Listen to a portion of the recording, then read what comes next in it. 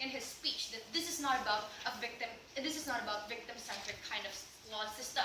But it contradicts Ali's points when he talks about how victim-centric is exactly the point of criminal justice system. So what's the point that they're trying to advance in today's debate, ladies and gentlemen? Because at the end of the day, we also believe that our side of the house is going to satisfy or try to at least be objective in terms of determining punishment. I'm going to prove to you in my substantive how it's going to satisfy the victims as well as providing the best objective form of justice to begin with. But even further, right? They say that Mary Jane is okay for her to be hanged because it's based on the consent of judge, right? But then what's wrong with monetary punishment if such punishment is already consented by the judge, ladies and gentlemen? We don't see any difference in regards to that. Please, they've never shown to you any harm coming from adding this burden towards these criminals, okay? Even further, even if it's an added burden, it's still okay for these criminals to have it. But even further, right, several independent rebuttals towards Ali's case. In regards to how he tries to attack Ali's case in regards to how tax is already enough. Ladies and gentlemen, in South Africa, in Indonesia, and even Australia, the problem of overcrowding in prison is very much imminent. It does not serve the best purpose of criminal justice system because even the basic rights of these people are not being provided because of the flawed criminal or even the prison system, ladies and gentlemen. Therefore, it's even on last week tonight on how he criticizes, prison system. Therefore, we say it's very detrimental, therefore, for government to add a certain amount of funding towards these criminal justice system in itself, and it's being provided by not those people who are at fault, but exactly by those who are at fault. Second of all, ladies and gentlemen, we think that when he said that these people can just be stripped of their power, we don't necessarily think that it's true, right? Because with power comes from money. For example, corrupt politicians bribe their subordinates to cover up their freaking crimes, ladies and gentlemen. How is that not coming from the power of money, right? But even if, right, they don't engage with how my side of the house provided to you the idea of corporate crimes, ladies and gentlemen, because they only talk about, for example, those people above high in power, right? But even further, there's even antitrust laws, ladies and gentlemen, which shows that when the company is being unfair to society, the company as a whole can be punished, ladies and gentlemen, and stripping them of their capacity to do business, therefore having monetary punishment to them, ladies and gentlemen. But even further, right, the last idea, how he believes that it's going to lay off workers, ladies and gentlemen. How is that different in their side of the house? When CEO is being stripped off, ladies and gentlemen, when there's going to be a havoc in terms of structure, for example, in terms of even in the recent financial crisis in 2010, there's a lot of people being laid off because of this specific punishment. We say even if it happens, that's okay. But that's no different with having monetary punishment to begin with. 2 points of discussion I'm going to tell you in this debate.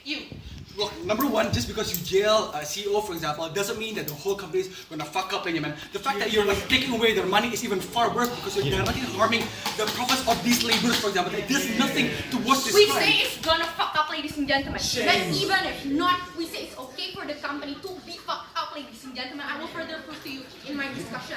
Number one, whether or not it's good for this criminal justice system. They keep on nagging that it's okay for us to have a unilateral form of punishment. No, in a lot of states, probation, surveillance in rehabilitation, community service, confiscation of even property, ladies and gentlemen, and even the basic fact that there's a different length of imprisonment shows to you that there's a lot of alternatives in terms of how people respond to a first stimulus, ladies and gentlemen, in terms of punishment. Therefore, ladies and gentlemen, even if we concede that everyone feel hurt by imprisonment, that's why we still have it, right, in my side of the house, ladies and gentlemen. Because even if, ladies and gentlemen, even if it adds more harm to them, it's okay.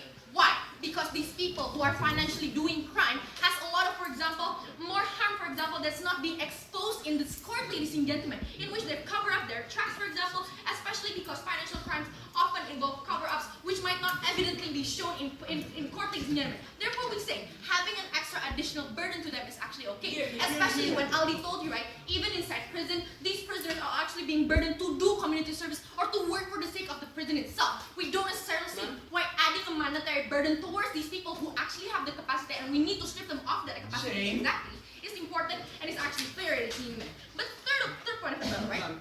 Let me point out to you that some rich people don't feel remorse, ladies and gentlemen, because they can still do it after they get out of prison. That's where the point of rehabilitation starts. Because rehabilitation means you're already incapacitated of your capacity to do such crime, ladies and gentlemen, and the only way to do this is strip them of their financial capacity in itself. Therefore, they will not be willing to do it anymore because they don't have the capacity, and even conceding that the prison system works, they're already going to feel remorse, ladies and gentlemen, but at least we're having an extra layer of prevention for these people from doing it again, ladies and gentlemen. That's why for different people judges also professionally will provide a different kind of punishment, ladies and gentlemen.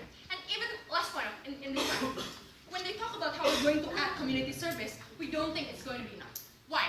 Because these financial crimes occurring in a high level and macro level economy, for example, these corruptors whose fault has caused, for example, a lot of people dying because infrastructures are being broken down, ladies and gentlemen. How are you going to do community service exactly for these people? Having an extra money is something that's more direct for the society as a whole, leading me to my second point of discussion. Now, which will at least result into better perception of society towards the law. Romario claimed that laws can be bought.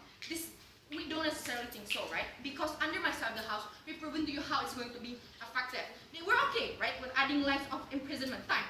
But at least by this, the society will see that these people are already stripped of their capacity to do that crime anymore, ladies and gentlemen. And at least society will see that the law is actually not being bought. Instead, it's being productive to our society as a whole.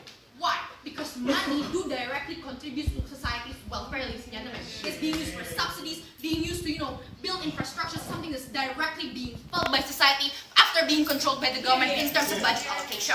That's why, ladies and gentlemen, we still need to have this, aside from having it for social benefits, and also for the fixing of such imprisonment system to begin with, ladies and gentlemen. So we don't necessarily think that his premise of how society will perceive law as can be bought is something that's good, right? Because society will feel happy if they don't see Miranda Gultom pimping up her own self, ladies and gentlemen, because she has the capacity to do so. So we need to show society that these people are not capable of doing it again.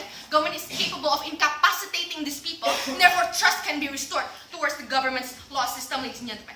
Last idea in this. They say that it's going to appease the society, right? Because whatever reason which they have proposed. We think, ladies and gentlemen, society likes this kinds of punishment because they hate these people with their wealth who can just simply run rampage and do a lot of financial crimes after they get out of the prison.